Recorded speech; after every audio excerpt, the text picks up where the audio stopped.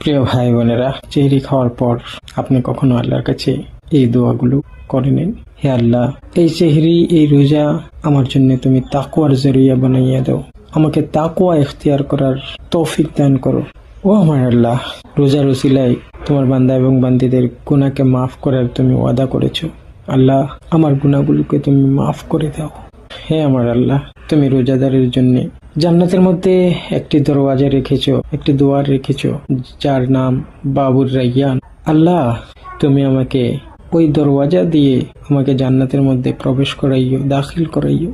আল্লাহ, তোমার ইরশাদ, তুমি বলেছো as-sawmu li ওয়া আনা আজজি বিহি। রোজা আমার বান্দা এবং বান্দিরা আমার জন্য রাখে, আর এর বদলা আমি নিজেই তাকে দান করব।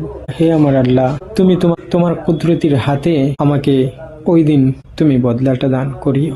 হে আমার প্রিয় আল্লাহ, তুমি আমাকে এই রোজার উসিলায়, এই রোজার বদলায় দুনিয়ার মধ্যেও তুমি আমাকে ভালাই দান করো, বেহতরিন আজর দান করো, বদলা দান করো, এবং আখিরাতের মধ্যেও তুমি আমাকে বেহতরিন আজর, বেহতরিন বদলা তুমি আমাকে দান করিও।